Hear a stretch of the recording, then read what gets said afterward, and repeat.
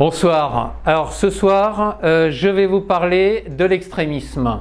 C'est quoi un extrémiste? Parce que comme dans la société actuelle, les mots sont inversés, vous allez voir que pour l'extrémisme, c'est pas triste non plus.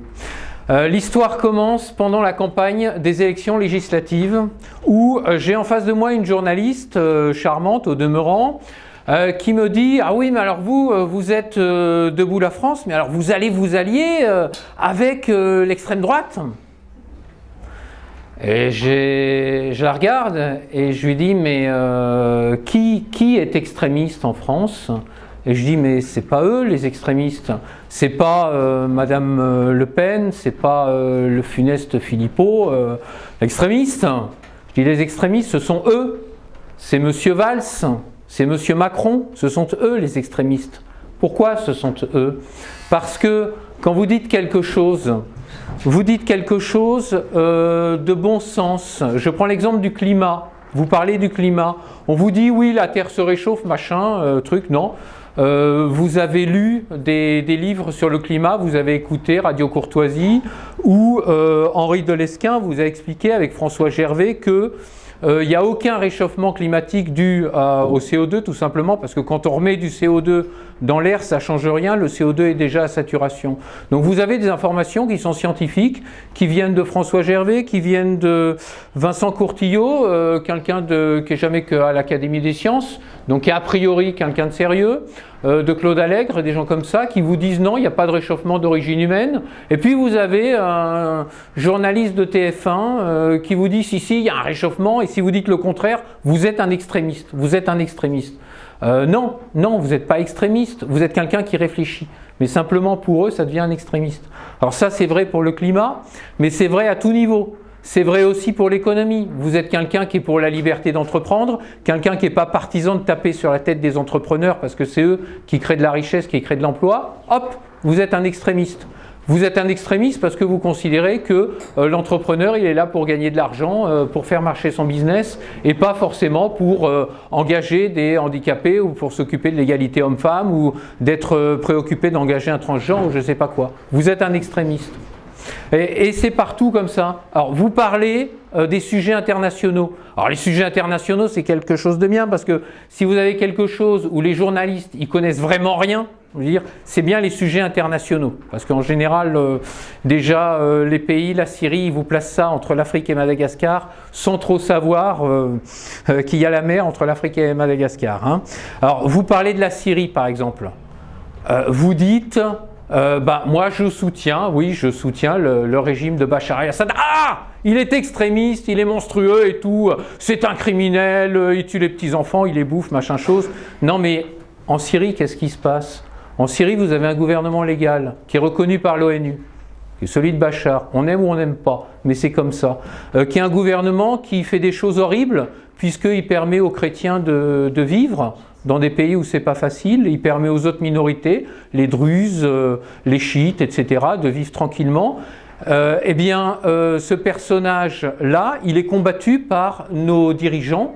Et alors nos dirigeants ne le combattent pas avec des islamistes modérés, qui sont des gens qui n'existent que dans leur imagination. Il les combat avec des islamistes purs et durs, des djihadistes qui l'arment, qui met sur le terrain, auquel il donne des informations. Donc il aide ces gens-là, le gouvernement, et si vous critiquez ces gens-là, si vous prenez le parti des gens qui défendent les habitants de la Syrie, vous êtes un extrémiste. Et c'est partout comme ça, sur tous les sujets. Quand vous réfléchissez un petit peu, quand vous refusez le diktat de la pensée, pour eux, vous êtes un extrémiste. Voilà, c'est ça la déviance du pouvoir. Dès que vous ouvrez un livre, vous réfléchissez par vous-même, hop, non, vous ne suivez pas la doxa, vous êtes un extrémiste. En fait, qu'est-ce qui s'est produit avec le pouvoir? C'est que le pouvoir est lui-même extrémiste, mais simplement, il ne s'est pas installé un beau matin par un coup d'État. Il s'installe petit à petit, c'est-à-dire il s'est installé sous le couvert démocratique et petit à petit, il instille lui-même des idées complètement folles, complètement délirantes. J'ai pris l'exemple du climat, j'ai pris l'exemple de l'entrepreneuriat, l'exemple de la politique internationale. sur tous ces points-là, il diffuse des idées complètement extrémistes, il se met à côté de la plaque, il veut nous faire entrer dans un monde où on ne veut pas rentrer simplement. C'est ça, on ne veut pas rentrer dans ce monde-là. On ne veut pas rentrer dans un monde de réchauffement imaginaire, ça n'existe pas, il n'y a pas de réchauffement dû à l'homme. On ne veut pas rentrer dans un monde socialiste, néo-communiste ou je ne sais pas quoi. On veut avoir la liberté d'entreprendre. On ne veut pas de ce monde-là. Et ils veulent nous l'imposer quand même. Ils veulent nous l'imposer quand même par la force et ils utilisent alors un procédé qui était utilisé dans les années 70 par les soviétiques. Les soviétiques, quand ils envahissaient l'Afghanistan pour installer le communisme, ou quand ils envahissaient la Tchécoslovaquie, ils disaient non, non, on envahit le pays, mais c'est parce qu'il y a des agents américains qui veulent mettre la main sur le pays, donc nous, on le libère. C'est-à-dire que, en fait, lorsqu'ils envahissaient un pays, les soviétiques, ils disaient qu'ils protégeaient le pays contre d'autres envahisseurs. Ils retournaient l'accusation, il disait non, non, l'envahisseur c'est pas nous en Afghanistan, Tchécoslovaquie, en Hongrie en 56, l'envahisseur c'est pas nous, c'est eux, c'est les Américains ou je sais pas quoi. Et bien là, le gouvernement, le pouvoir, c'est exactement la même chose qu'il fait. Il a une doxa totalitaire qui consiste en fait ni plus ni moins qu'à faire disparaître la France, qu'à faire disparaître notre culture, ce que nous sommes, ce que vous êtes, notre langue, notre religion, notre population, notre race, de faire tout disparaître. Et donc c'est quand même un comportement pour le moins extrémiste, et c'est nous qui voulons simplement nous défendre, qui voulons simplement réfléchir, qui voulons simplement comprendre, qui sommes qualifiés d'extrémistes.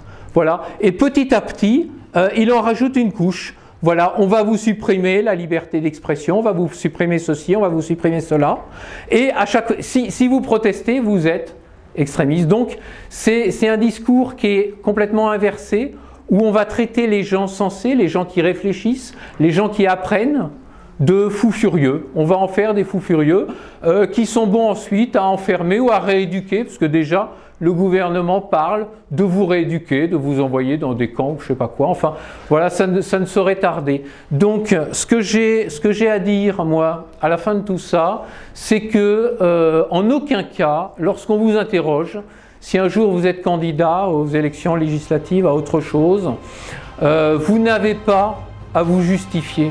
Vous n'avez pas à vous justifier. Si on vous accuse d'être extrémiste, d'être raciste, d'être ceci, d'être cela, c'est à eux de prouver l'accusation. Et quand vous grattez un petit peu, vous vous rendez compte que c'est eux qui sont extrémistes, qui sont racistes, etc. C'est pas vous. Donc ne vous justifiez pas. Vous n'avez pas à vous justifier, mais attaquer, parce que c'est eux qui veulent détruire la France, c'est eux qui veulent vous détruire, qui veulent détruire vos familles, qui veulent détruire votre culture, votre histoire, ce que vous êtes.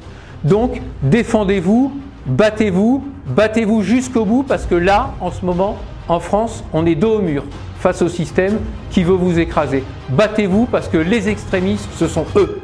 Bravo!